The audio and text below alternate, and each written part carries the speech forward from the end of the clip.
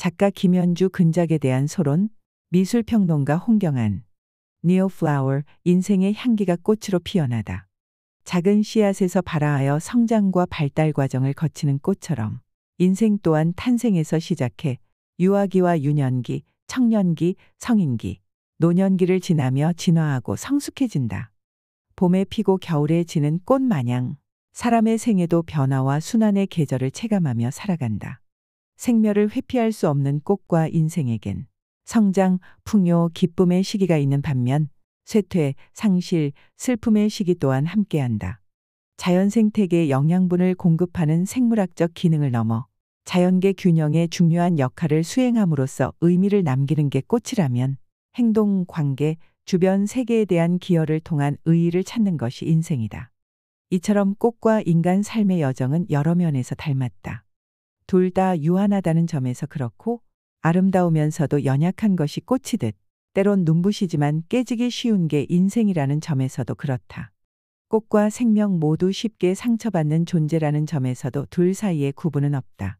마치 서로를 본뜨듯 비슷한 생김새와 흡사한 성질을 지닌다.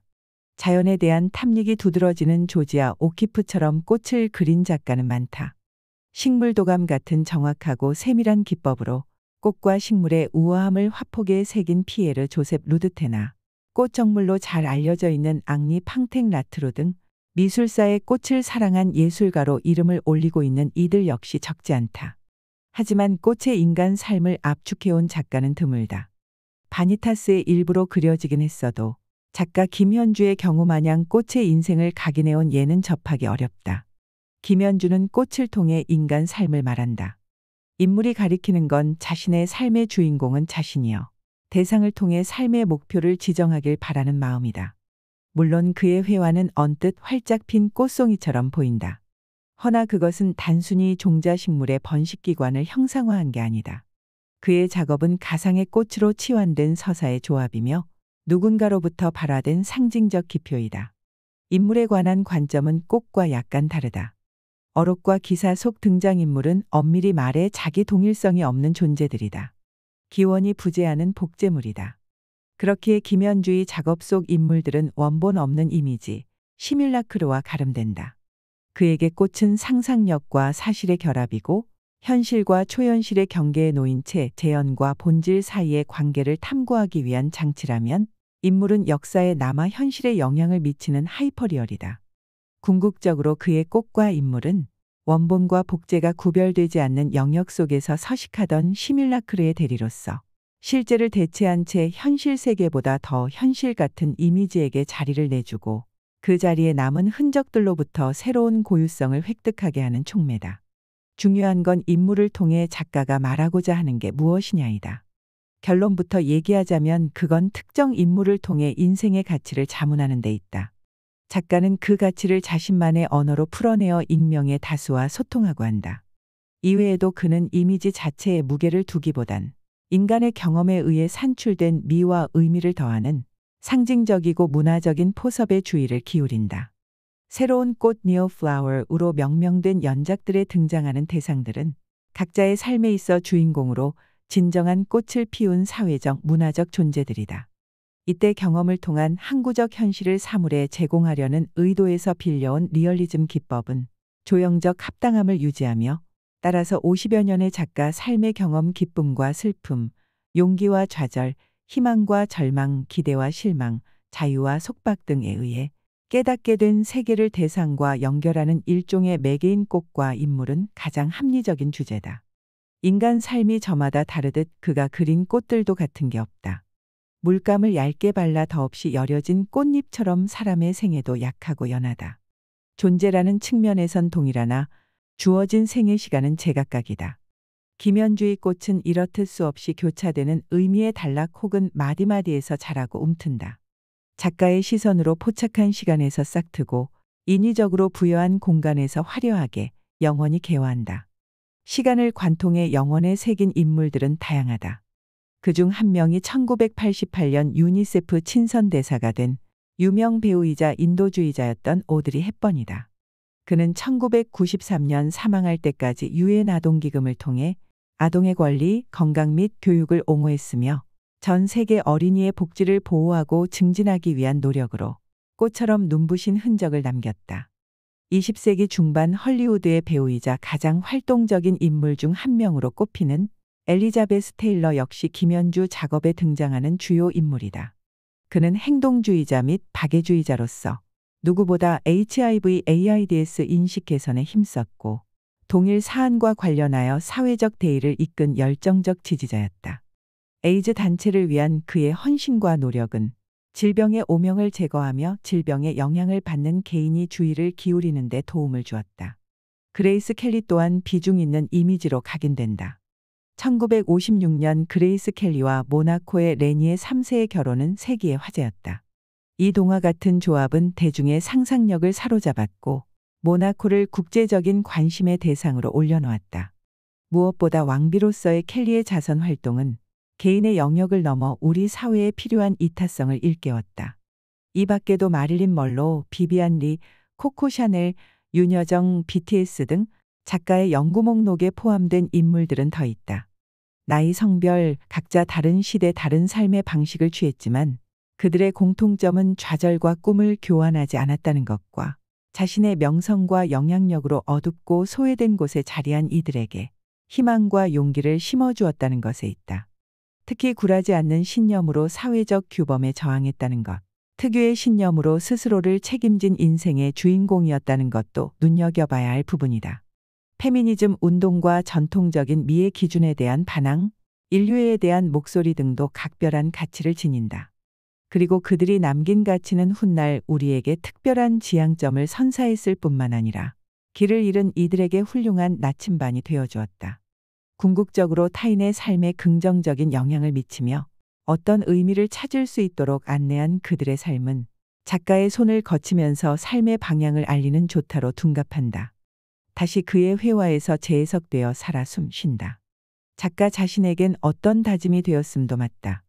실제 그들이 남긴 수많은 기사들과 어록들을 채집하는 과정은 스스로 걸어야 할 길에 대한 가다듬음이고 그렇게 만들어진 거대한 꽃은 진정성과 진실성을 추구하려는 작가 의지의 산물이다.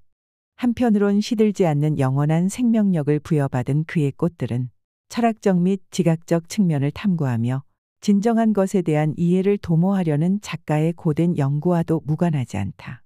현재까지 진행 중인 가상의 꽃 연작은 2004년 시작됐다. 어느 날 길에서 우연히 바람에 나부끼던 신문지를 꽃으로 본 착시가 발단이었다. 그 신문지 속에는 다양한 인간 삶의 시간을 달리한 채 배어 있었고 꽃이라는 명사에 박제된 이야기들은 돌고 도는 시간의 순환과 시간의 영원성을 배양한 것이었다. 김연주는 그렇게 꽃의 신문을 그리며 시간 속 존재를 보다 존재답게 빚어냈다. 여기서 잠깐 짚고 넘어가야 할 것은 시간의 영원성이다. 이것은 그의 꽃이 전부 둥근 형태인 것 원형과 관련이 깊은데 굳이 종교적으로 해석할 필요는 없으나 원형은 만다라의 작가적 응용이라는 점에서 각별한 측면이 있다. 만다라의 원순환적 성격을 담아내기 위함이라는 해석이 가능하다. 만개한 둥그런 꽃이 그렇듯 자신의 운명을 바꾸는 일종의 비밀 그림이 만다라라는 사실은 그가 만들어온 일련의 작품들, 질곡의 시간을 겪으며 존재 본질에 대해 자문해온 과정과 일맥상통하는 부분이 있다. 자신 안에 온 세상이 들어있다는 만다라의 깨우침을 생각하면 특히 그렇다. 왜냐면 만다는 본질이고 라는 소유다. 우주 삼라만상을 뜻할 뿐만 아니라 내면으로는 인간 마음속 의식의 흐름을 상징하며 그럼으로써 존재의 본질에 다가설 수 있도록 하는 만다라의 현대적 번안, 다시 말해 시간을 관통한 영원성에 관한 작가의 시각은 신문지를 벗어나 저명한 인사들의 어록으로 대체된 작금의 인물 시리즈에서도 동일하게 드러난다. 김연주의 그림은 현실과 초현실이 하나의 화면에서 병치되거나 병립하면서도 일반적이고 고정적인 미술사조와의 흐름에선 동떨어진 채 독자적 영토를 다져왔음을 보여준다.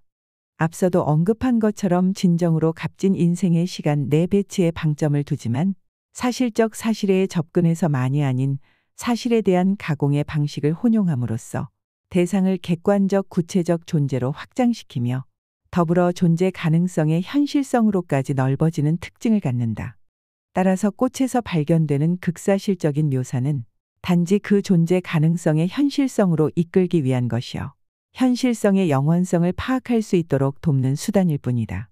그런 차원에서 볼 때 그의 꽃은 오히려 염원과 바람을 간직한 자연물이자 특정인의 삶을 회귀와 순환, 현실의 시간과 영원한 시간이 넘나드는 초현실의 교차로에 적시하면서 동시에 인생의 향기가 꽃으로 피어나고 있음을 피력하는 작가의 미적 기호라고 할 수 있다. 나아가 항상 텅 빈 배경은 물질적 혹은 정신적 견지에서 정확하게 규명될 수 없는 무한의 것을 뜻하며 여백으로 둘러싸여 있음에도 그 안에는 무수한 현존이 작가라는 실존의 터전에서 현현되는 공간이라고 할 수 있다. 그러고 보면 김현주에게 예술은 다분히 철학적이다. 시지각의 상태에 국한되지 않는다. 어쩌면 그 자체로 세상의 이치와 어떤 존재와 직접적으로 교류할 수 있는 매개이고 안위와 평화를 공고히 한 채 나눌 수 있는 무대다. 그리고 그의 그림 속 꽃과 신문, 인물 등의 이미지는 그 나눔의 건강함을 믿는 증표이자 이젠 더 이상 가시적이지 않은 존재들에게 실존이 다가설 수 있는 통로, 공유 가능한 복합적인 기호이다. 물론 그 스스로에겐 꽃 한 송이, 인물 하나가 내면과 마주하는 거울이며 존재성을 되새김토록 하는 매우 충실한 매체임에 분명하다. 흥미로운 건 인물의 끝자락에 놓인 선함의 공유다. 이는 작가 내면의 유포와 대동소이하다. 선한 의지는 불신보다는 신뢰를, 이해받기보다는 이해하기를, 상실보단 희망을, 슬픔보단 기쁨을, 절망보단 기대를, 상처보단 행복을 담아내려는 태도와 동의어다. 각각의 인물들이 그러하듯 그 태도 속에는 시대 구분 없이 존재해온 인간의 고통과 방황, 불안함, 치유가 동시에 놓여 있다. 이는 경험 없이는 불가능한 명제들이다. 한편 김현주는 다양한 기법의 수용과 기술 매체의 활용을 통한 실험에도 관심을 기울여 왔다. 디지털 매체를 바탕으로 판화, 회화, 조각 등으로 확장되었고 그 실험은 지금도 이어지고 있다. 그러면서도 수공예적 과정도 배척하지 않는다. 인터넷 검색으로 수집하고 편집한 기사들, 일일이 찾아 조합한 후 여러 의미의 층위를 손으로 겹겹이 쌓는 방식으로 섬세하게 직조한 이미지는 세심한 주의를 기울여 사물과 장면의 모습을 정확하게 포착하여 현실을 충실하게 표현하기 위한 작가의 고된 수고스러움의 결과라고 할 수 있다. 이번 전시에서는 그러한 작품과 함께 작가가 걸어온 길을 엿볼 수 있다. 한 인간으로서, 한 명의 예술가로서 살아오며 느끼고 경험했던 삶과 존재에 대한 메시지를 만날 수 있다.